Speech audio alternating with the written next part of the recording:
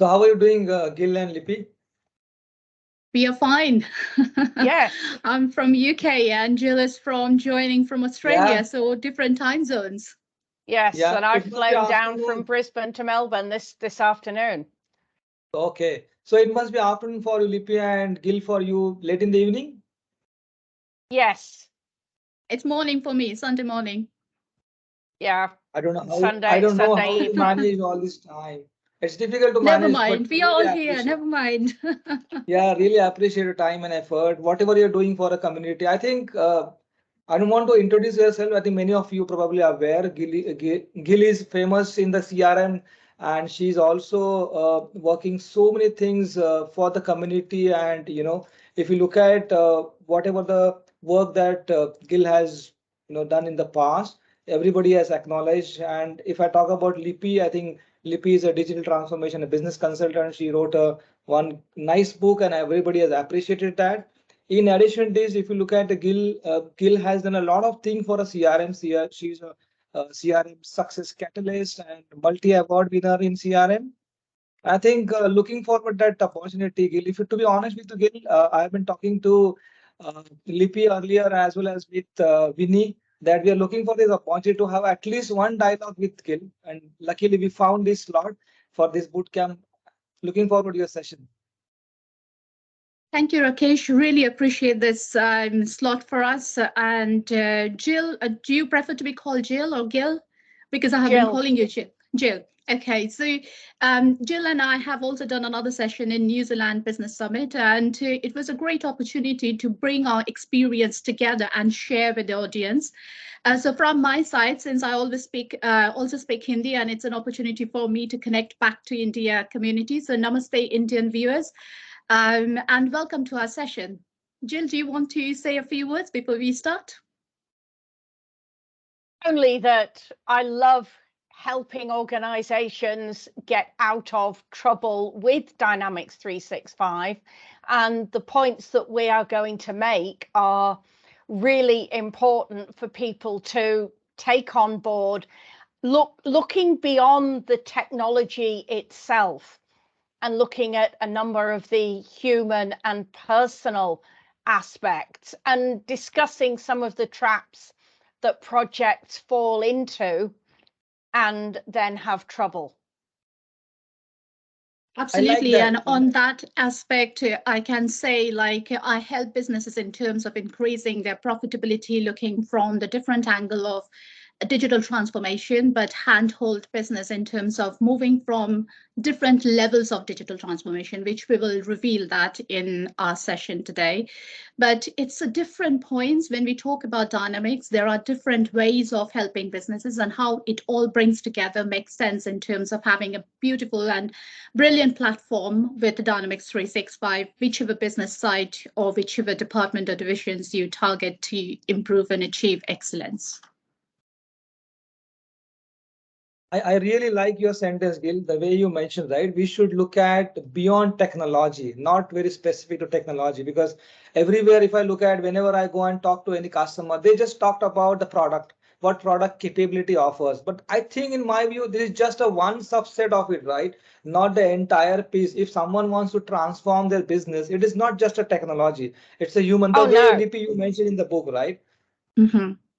Yeah, one of the comments I make is that these projects do not fail because people chose technology A over technology B.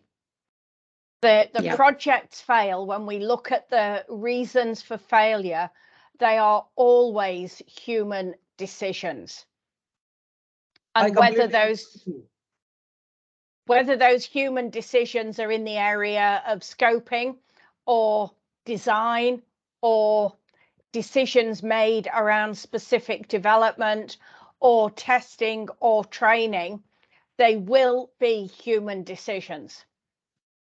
I agree with you because I have seen in my last 21 years careers in the dynamics world, that too in a ERP world, I attempted close to 11 or 12 projects, and those are recovery projects. And why it is failed? Only and only because of the internal challenges and someone could not able to cope up with the scope of their team, someone could not able to understand the requirement, and someone could not able to harmonize the whole entire thing. And everybody was expecting, oh, this product is going to give me a X number of things that I'm expecting, right? But actually, that is not the end of the world, right? I think everybody should talk about beyond a technology, not very specific technology. Absolutely. I would like to make this session a little bit interactive as well. So if any viewers who are going through current challenges in their organization, they can also type few words in terms of what their challenges entail. And we'll try to address if we have seen those kind of challenges in our areas of expertise and when we have led the digital transformation or business transformation beyond technology. And we'll come across those, we'll pick those nuggets and talk about that as well. So I just wanted to address a point beyond technology, what Jill has mentioned, and Rakesh, you are also alluding to the point. And in every challenges and every implementation, you would see the businesses would like to achieve quite a lot. And when they think about, bringing in dynamics, they will think about, oh, let's do so many different it will increase the profitability by, let's say 250%, or it will achieve 100 different business benefits in different areas. But the peak point they forget about is how do they define the roadmap? You cannot bring in everything together. Yes, the capability is there for the platform from the technology, but do you have internal capability within the organization? Do you have the change management practice within the organization? Are you able to adopt everything at one point in time? So that's kind of thing we have seen in many implementation, because sometimes they have been working with SIs, big partners, but things are failing or falling off just because of the fact that the people side, the human side, has not been taken into consideration. It's driven from the technology side or driven from the SI side. So that's kind of one of the area which I just wanted to allude and share my experience about that. I completely agree. I think that one is absolutely key, that it is so much better to do a high level scope of how you see the whole project panning out, and then look at that high level scope and say, right, we will do this piece and we'll deliver this piece to the business in X months. And then once we've delivered that piece, we can go on and do the next piece and the next piece. It's beautifully encapsulated with the saying, how do you eat an elephant? One bite at a time. Correct. So I'll tell you my thought process when I was going through your post, Gil. I mean, back in close to 2 years back, I was wondering how people or how customer they are failing into CRM project, right? Because CRM, it looked like a pretty simple process from a technology perspective or from an implementation perspective. I was always wondering, it could be because of they failed, they did not understand, or they could not able to manage or connect the dot. And I was wondering that probably ERP is pretty much, large in terms of implementation, complex processes, but why it is failing in CRM world. But later on, when I started debugging more and understanding, then I found it's a people aspect, right? That everybody should understand. It is not just a technology. Oh, it's far more that it is the people. So one trap that I've seen a surprising number of organizations fall into is over customization, but a specific aspect of over customization where they fall into what I call the vocabulary trap. And I illustrate this with a client I worked with about 5 years ago now, where internally in that organization, they use the term lead for all prospective customers.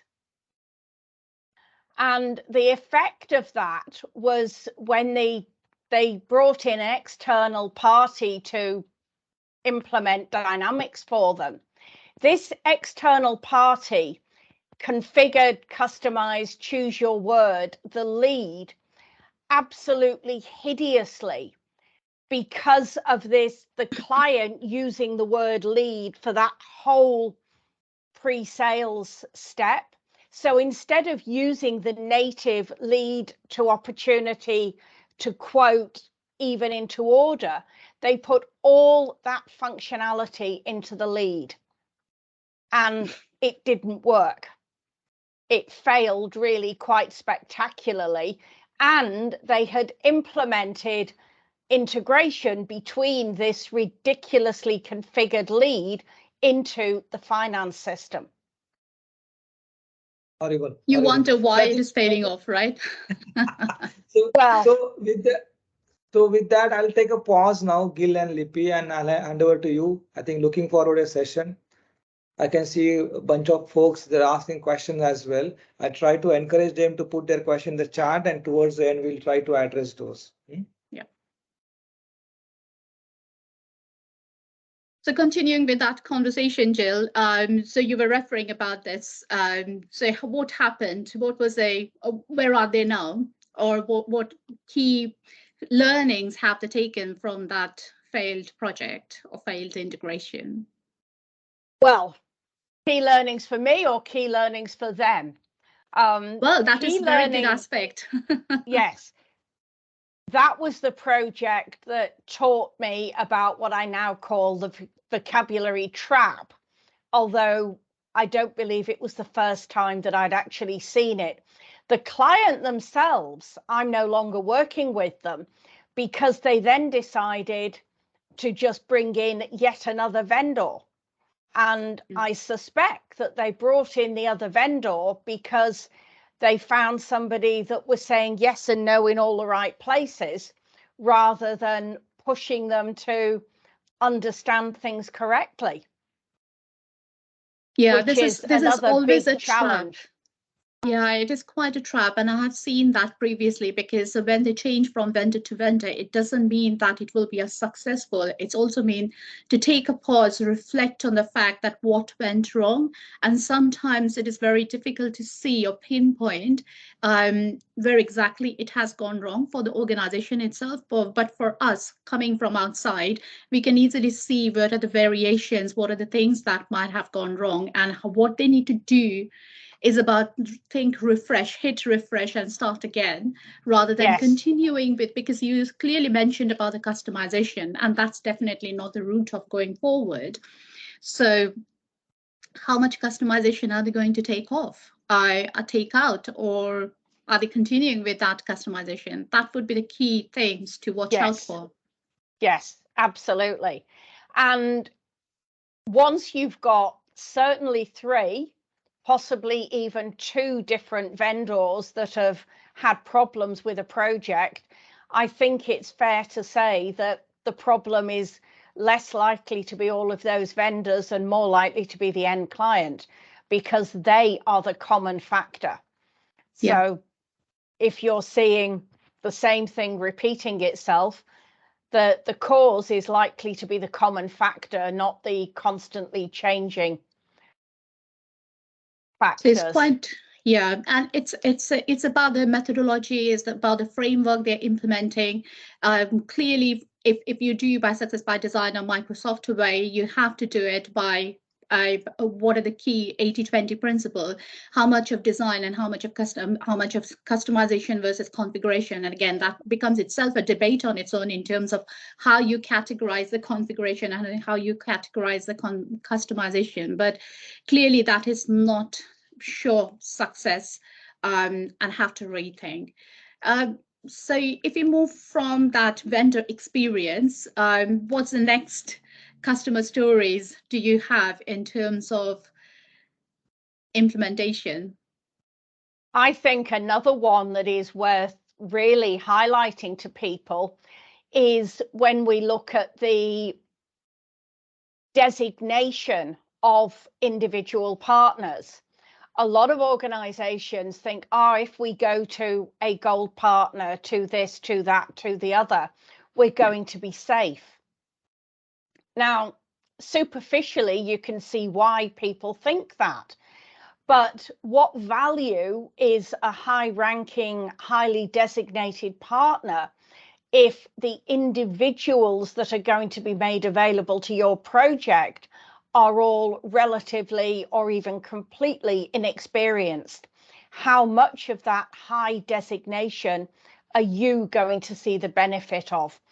And I've rescued a number of projects where the vendor has been one of these gold certified or one of the big four consulting firms and yet none of that designation is available to particular projects. And consequently, we've got juniors left unsupervised, unaided, just fiddling their way through. And I think it would be fair to say that the result is never good. And I think we have got a comment from below who is also referring to the similar kind of areas for how the juniors must be correctly placed in the project.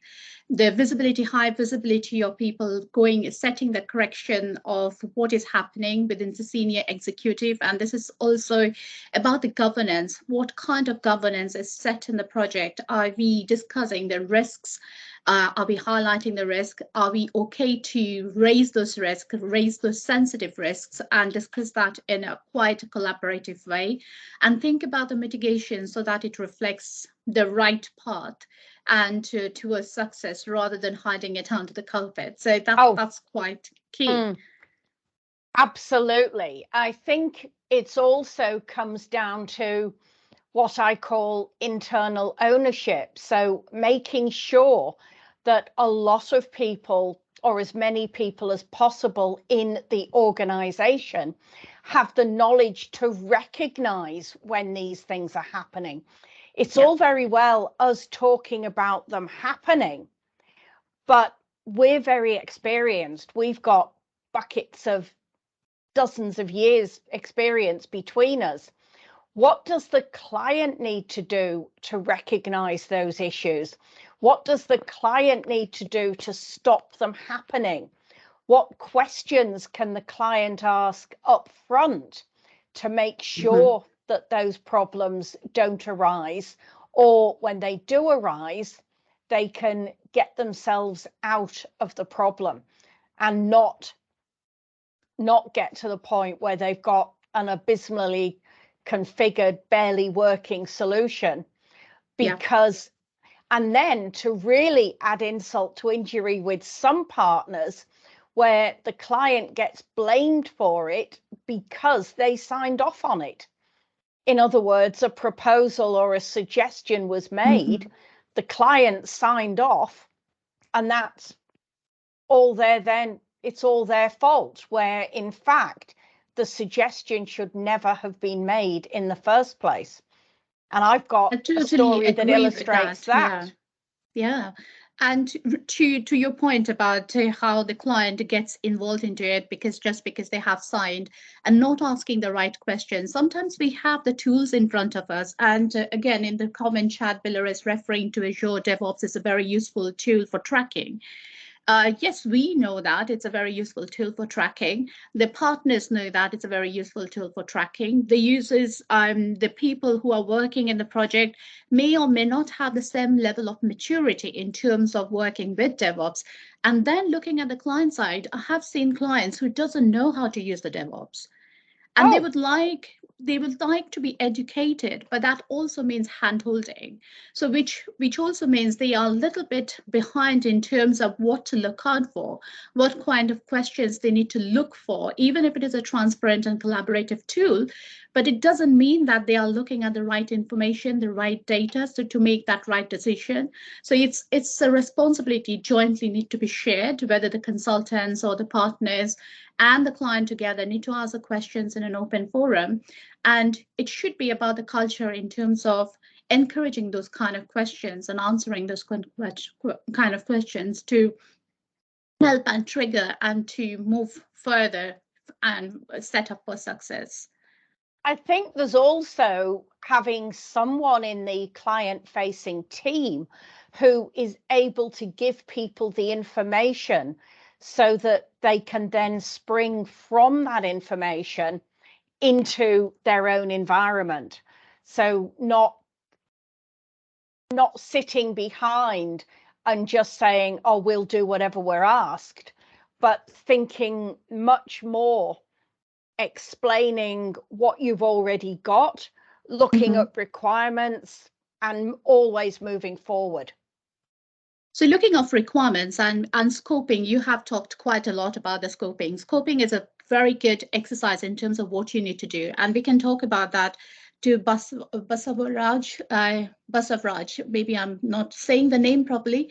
Apologies for that. So the question is, what are the ingredients for success of ERP and CRM implementations, or what is the process of framework? So I think, do you want to talk about the scoping? And because it's not just one ingredient, and I'll follow through that, but let's discuss, open it up for the scoping, how important the scoping exercise is. Scoping is absolutely critical. I talk about scoping as being the foundation of the project. And if you get the foundation wrong, you are a fool to expect what you put on top of that dodgy or non-existent or whatever foundation to ever be successful. It quite simply won't happen. And scoping, when done correctly, then forms the basis from which, firstly, your development, secondly, your testing, and thirdly, your training all emanate. Without a scoping in place, you would struggle to do any of those three. One of the things that I love is that scope creep is blamed so often for projects going off the rails. And sure, scope creep is evil, it is bad news, it costs money. However, the thing I would like to flag at this point is, if you haven't got a scope in the first place, how can you blame anything on scope creep? Absolutely. And to add to that, scoping also need to be validated, because there should be a business case before the whole project starts. And what is this business case actually based on? What are the key benefits? What are the key objectives they need to set? So it's about the vision creation. What is the top management thinking? What is the business overall vision to achieve, so that you can further cascade it down in terms of the scoping exercise? Because this is the business benefit that we want to achieve. Let's say in ERP, we want to target the expense management approval system, which takes about, let's say, 5 days or 7 days to come to the system, somebody to approve it. How many people are actually doing it, how we can reduce it? If that is the vision, to increase the operational efficiency, that might be one of the business case benefit. And how you do the scoping exercise to narrow it down and to form the user stories in a certain aspect that it actually directly relates to clients' key objectives. And often we have seen that sometimes scoping, if you talk to end users, and there are different layers, obviously, in the top management might think, okay, this is the target benefit we want to achieve. But when the scoping exercise starts and you're talking to end users, department level users, they might not be on the same page.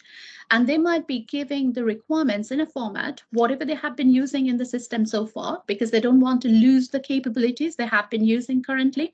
They want to continue with that. So hence the scoping exercise becomes, I want everything.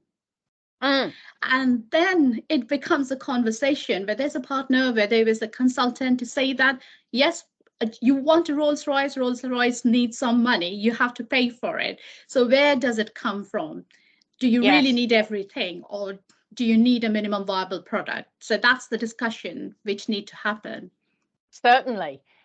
I think it's also important that when you look at, you've got different layers, different levels of the organization, to do scoping in a collaborative workshop. Another mistake that I have seen made is where people do the scoping with a series of one-on-one meetings. Yeah. So I have a one-on-one meeting with this person, a one-on-one meeting with this person, with this person, with this person.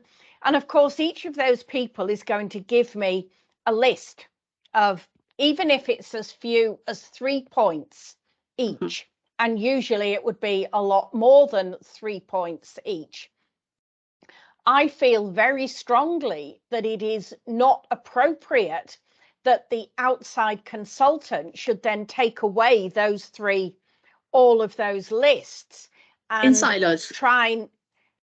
Well, partly silos, but looking at, let's just take it very simply. We've got 4 lists, each with 3 points on, and that is a very simplistic model. It is not the outsider's role to work out which 6 of those 12 points are implemented. If you bring people together into a workshop and the high level agenda of that workshop is what is the organization requirement of whatever, and you get them to argue that in my area, it would be nice to have this. In my area, it would be nice to have that. Get them to prioritize, not you. And then involve the partner. Would you agree with that? Because this internal conversation sometimes never happens. And it's just like getting a partner and start everything. Yes, the partner might be capable of doing it, but it might set the direction in a completely different way compared to the fact that if they had those kind of discussions upfront, they would know which area to target, right? Oh, for sure.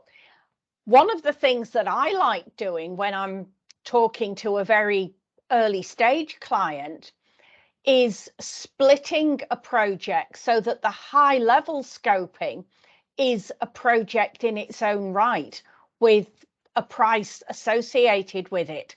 And then once you've got that high level scope, then move that into a second project, which can be priced in all of the ways that pricing can be done for a client.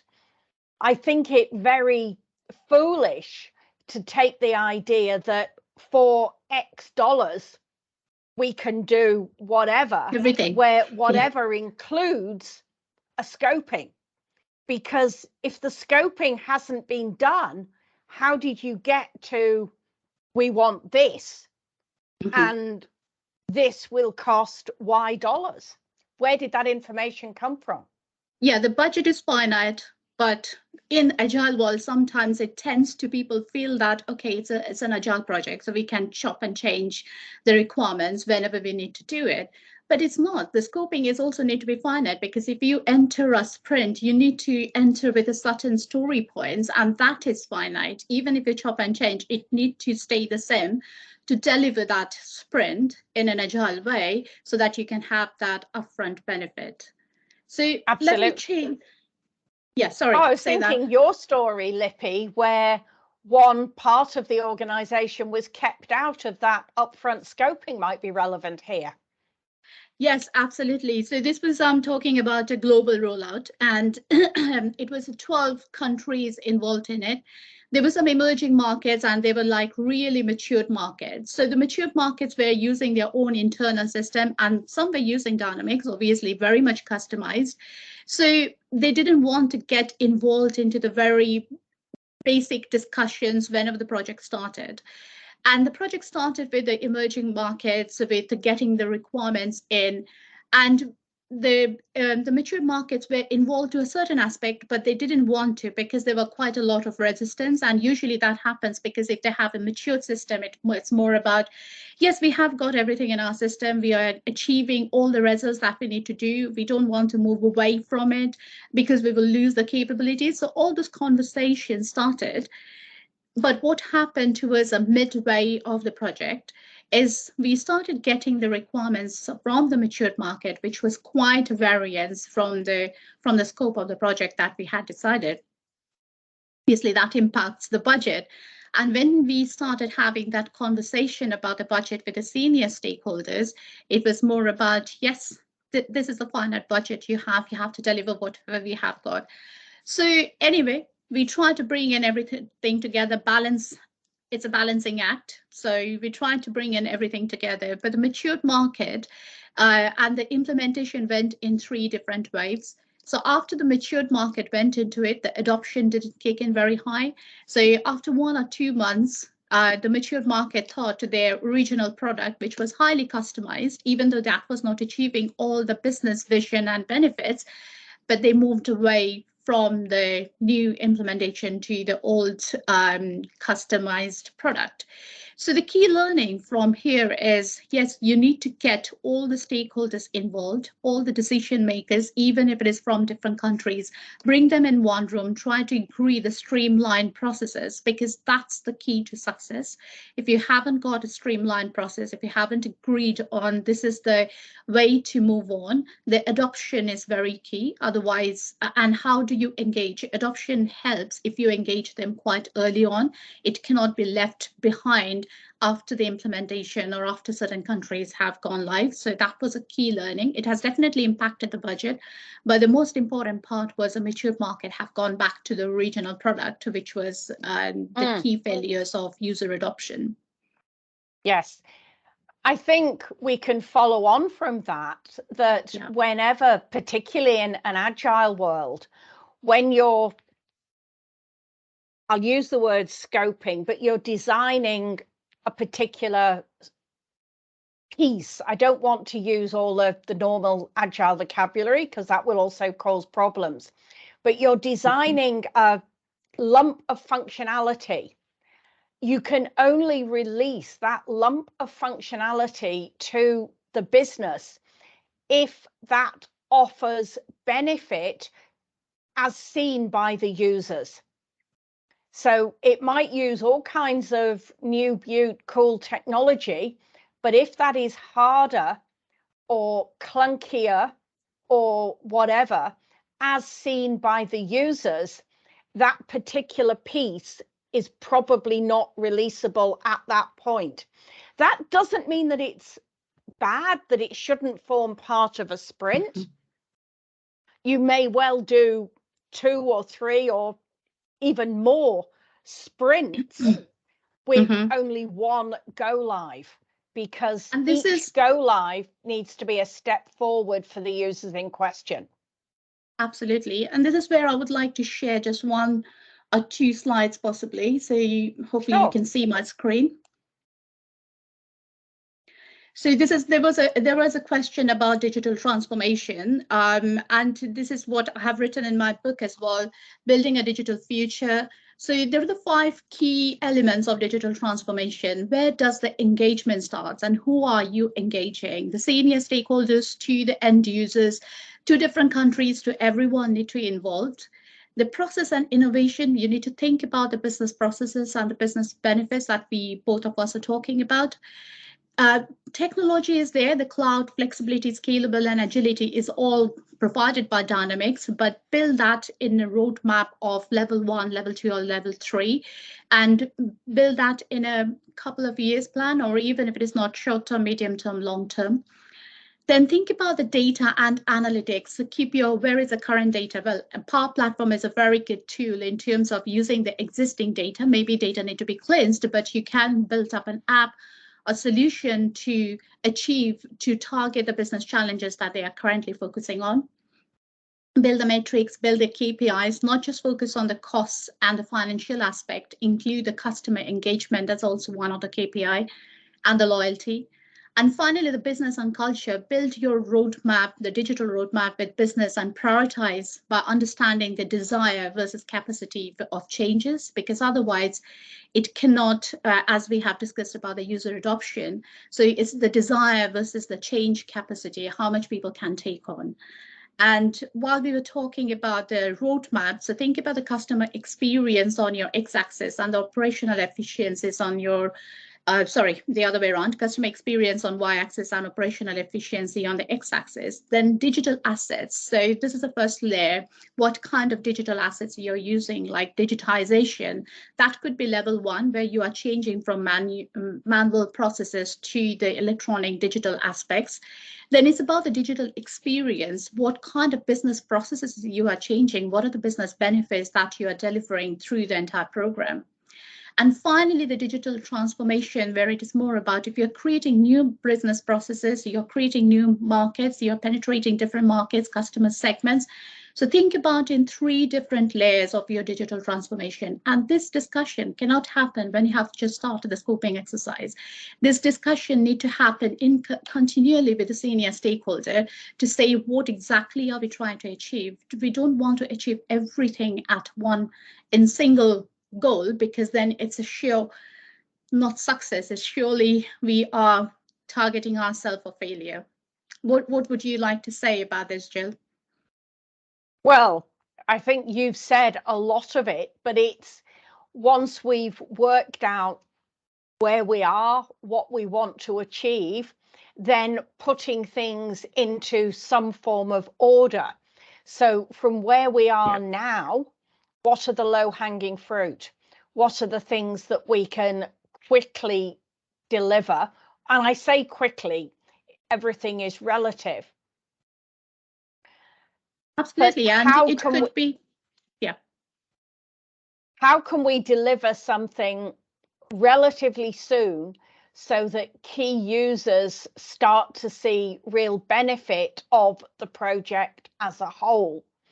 And Absolutely. then next piece, next piece, next piece. And it could be an iterative of, let's say, 3 months, 3 months, and you know what are the low-hanging fruits, what are the key customer wins, and it could be a mix of digital assets, digital experience, and a bit of digital transformation.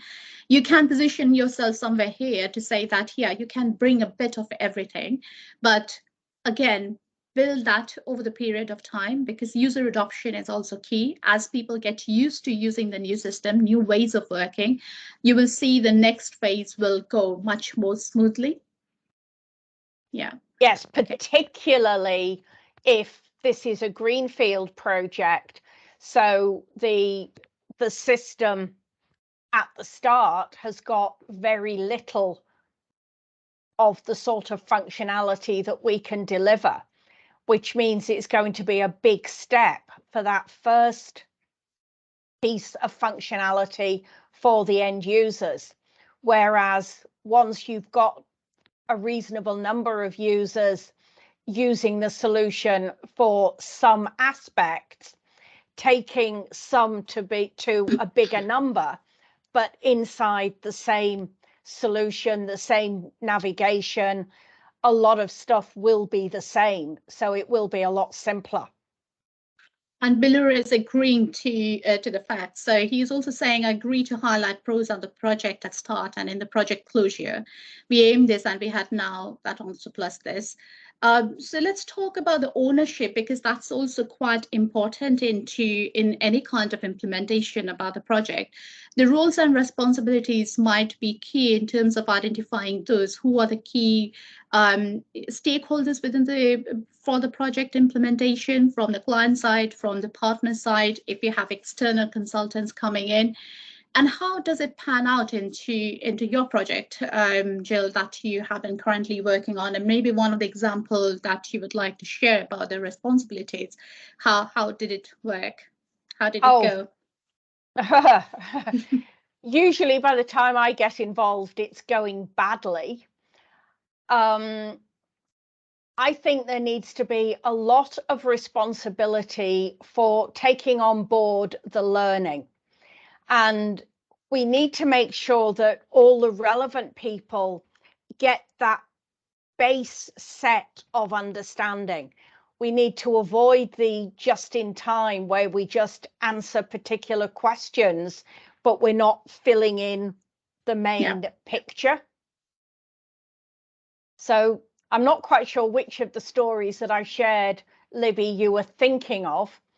It's mainly the true internal ownership, and yes, okay. So where does the ownership lie, and whether it's with the senior leadership team, whether it is the business that is involved, or to the end user, where does the ownership lie? And sometimes it gets a little bit muddled in somewhere, and which is more about coming from the top-down approach. Senior leadership would like to see this is what we have created, that project implementation, and now go and deliver. Sometimes we just hear that, now go and deliver it. But okay, to deliver for any partner or even the consultant, there need to be an ownership with the client, and should be somewhere with the product owner as a responsibility.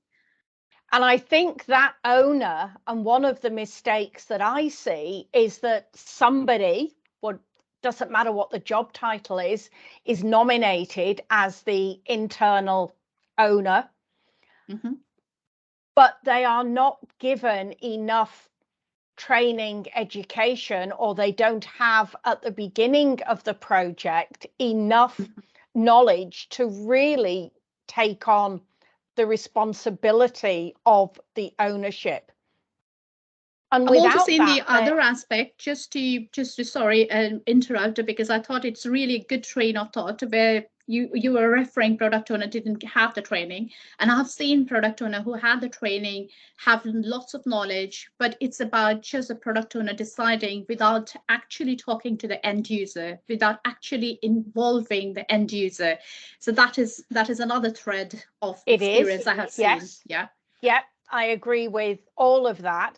And there's also a responsibility somewhere to make sure that everyone, the end users, the product owner, the product manager, the C-suite, are not making decisions beyond their level of understanding. I see people, or I see projects where senior people do the, I'm the CFO, therefore I should get, because I'm the CFO and I think this would be better, it should just go. And of course, that's not so. We need to then tease out what is the person, CFO or whatever role they've got, what are they asking? Does it make sense?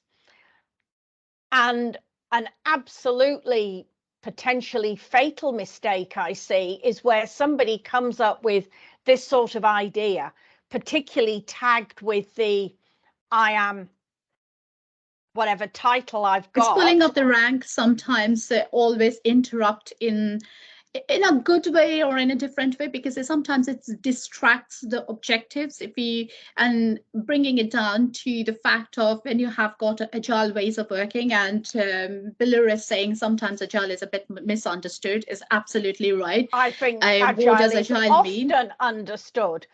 Yeah. And maybe it is understood within the project level, but if we talk to C-suite level, they won't understand what is agile ways of working. What do you mean by that? If I'm talking about, I need this and how you can make it happen. So it's also about educating. And we talked about this at a great length in terms of how do you educate C-suite stakeholders. And they need to take on board of the fact that if they want something need to go off from the list of things that is already there. So sometimes those kind of conversation might not be happening within the project, which leads to, if they're not aware, it's not in their radar. So it's completely mistaken, completely forgotten. Another challenge I've seen with particularly the C-suite or senior people, they say, I want, fill in the gap. And they say that to a technical team member, and that technical team member runs away and starts delivering what they understand. And there are so many steps in that are missing that will later on cause problems. I just wanted to reflect on you have touched upon a very good point, because this conversation might be happening between the C-suite and straight away, and depending on the size of the project, with the technical team member. And the technical team member, in awe of having that conversation with the C-suite leader, feels like he or she need to deliver because somebody has so much in power has said that. And then the whole conversation doesn't involve anybody else who is actually, whether the project manager, program director, doesn't have that conversation to be aware of. And then it falls into the loophole of, scope creep, increase in budget, timeline, everything comes into aspects. So those are the very small things sometimes the technical team member might not be aware of, but it's always nice to bring this conversation high up and verify in an open forum to discuss that, okay, this has been brought into my attention, what do I do? And it's not to feel, sometimes there is about the cultural barrier as well. Sometimes it feels like, okay, should I really bring that conversation, or should I just include that somehow it's an agile way? It might be just half a day worth of work, or maybe a couple of hours. Let me just put that in. I'm doing a customer delight because I've put that in, and I can say that I've included that feature for you. And sometimes people forget in the project that how pertinent it is and how it can impact on the other things that might be related to it, right? So we have Yes. seen that many a times. Oh, yes, I've seen so many examples of that. So Valerie is saying, yeah, never leave the developer alone. I prefer not to have interaction with the client at all. So yeah, it's kind of those kind of things where, you know, the roles and responsibility is quite a big area, because who is doing what, and sometimes we have to go beyond our roles and responsibility, because and I do understand the performance scorecard, the performance appraisal within the organization is also set about, okay, what can you do beyond your roles and responsibility? But this doesn't fall beyond the responsibility, because that can impact overall on the project budget and everything else. So don't take that into your remit of delivering beyond the roles and responsibility. So how much time? I think Rakesh, you can pause us, because I think it's really a very good interactive session. And finally, I just wanted to say, if we still have more time, we can carry on the conversation. But I think we have been given 45 minutes, Rakesh, isn't it? Yeah, Yes. I think we have still 10 minutes left. I think we can start. Next session is going to start maybe 5 minutes from now, but I think we can manage. We can manage. We Okay. can take another No, 10 minutes. we have been covering quite a lot, but lastly, I just want to leave a thought with everyone in terms of, and we will carry on this conversation if you have anything else to discuss, share. So let's connect. We are really passionate about the work that we are doing, as you have heard from us. You can connect us through our email. I have shared my Calendly invite as well, so I'll put that in the chat window. If you want to connect with me via LinkedIn, Twitter, and also book a session if you want to have a conversation with me, 15 minutes, 30 minutes. And Jill, do you want to say something about how people can connect to you? I'm putting my Calendly link in the chat as well. Yeah, perfect. So that will enable people to book time with me, although as I'm in the middle of a nationwide training rollout at the moment, my diary is pretty full, but you will find some time. And I'd certainly love to connect with people on LinkedIn. We both publish occasionally on LinkedIn, so there's more hints and tips and things to guide you shared through LinkedIn. Absolutely. And yeah, happy to be in conversation. And somebody asked before, I think, whether there will be any other book published. So Jill keeps on writing newsletters.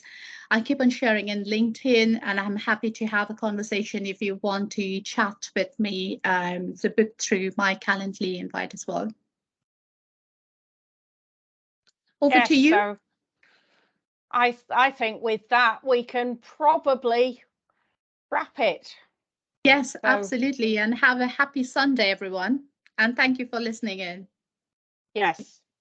Thank you so much, Jill and Lippy. I believe there are certain questions which maybe we have missed in between.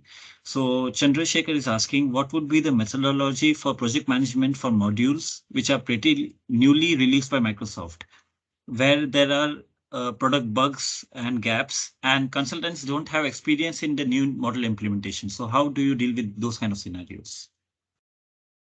Do you want to take that, Jill? I think the way I would deal with that, if they've really decided that that module or functionality adds value for them, is implement it in a non-production environment, first of all, so people get the opportunity to see it. That also should flush out if there are bugs, should flush them out before they can damage any real data or cause any real problems. And then once that's been done for a while, they're in a situation where they can say whether that module in its current form does actually add value to the situation. It's not just a bright, shiny thing, and therefore let's go for it. And also be open in the open forum, because sometimes the product bugs, if somebody has used it, they will put that into the user group. So gather some thoughts from the user group as well, because you will definitely hear. Log that with Microsoft and see when is the time to release, when will that be fixed. And I would say bring that conversation up front with the client as well, to share that these are the newbies, even if it is newbies, but these are the product bugs. So whether they would really like to go for it or wait for it, because they might bring in some new features, which is really cool, but not new. Yes. And of course, it does come down to, yes, it's new, but does it really add value to that business at that point? Because if it doesn't, we shouldn't be deploying it, whether it's new, old, or in between. That's right. Is there any other comment, Shabir, that we have missed?